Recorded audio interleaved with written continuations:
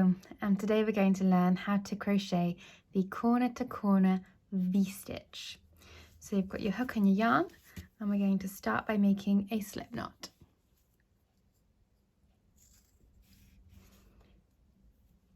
Once you've got your slip knot, we are going to chain 4, and then we're going to do a V-stitch into that very first chain that you made, so the 4th chain from the hook. So to make a V-stitch, you're going to do a double crochet, chain 1 and double crochet. Excuse me, my yarn's pulling. There we go. So we've got a V-stitch here and we've got a chain 3 space here. Next we're going to move on to row 2. So we're going to chain 3 and turn our work. Now, as you can see, we've got that V-stitch here now and the chain 3 space here. We're going to work a V-stitch into both of those. So double crochet, chain 1, double crochet. Just grab a bit more yarn. And then double crochet, chain 1, double crochet. And we're going to repeat this pattern for every row in the increasing phase of a square. So every row will start with a chain 3. We will then do a V-stitch into that chain 3 space and each V-stitch across. So chain 3, turn, do a V-stitch into the V-stitch, do a V-stitch into the next V-stitch, and when I say do a V-stitch into the V-stitch, it's that chain 1 space between those 2 double crochets, and then we've got a chain 3 space at the end where we will work another V-stitch.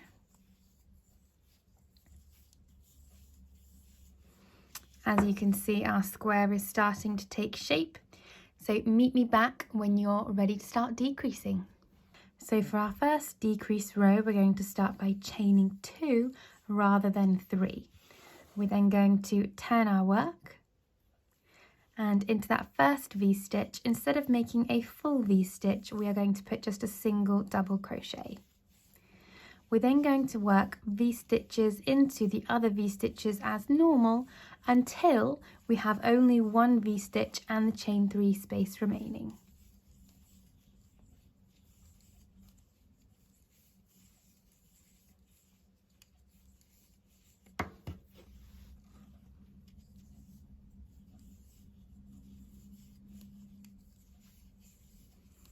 Okay, so now we just have the final V-stitch and that chain 3 space to go.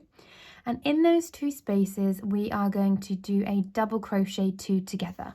So we're going to yarn over, put our hook into the V-stitch, yarn over and pull up a loop, yarn over and pull through 2. So we now have 2 loops on our hook. We're then going to yarn over, place our hook through the chain 3 space, yarn over, pull up a loop, yarn over and pull through 2. There are now 3 loops on your hook. You're then going to yarn over and pull through all 3 loops. And this has helped to create the corner of your square. So we're going to repeat this until we get towards the end. So we're going to chain 2, turn our work, and into that first space, so next to our double crochet 2 together, we're going to put a single double crochet. We're then going to work a V-stitch into every V-stitch until there's only one left.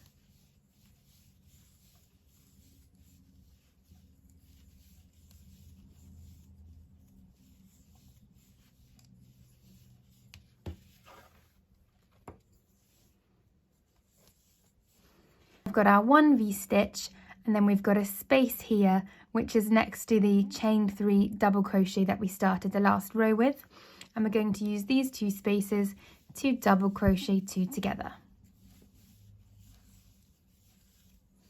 And now you can see we're working across the top of our square.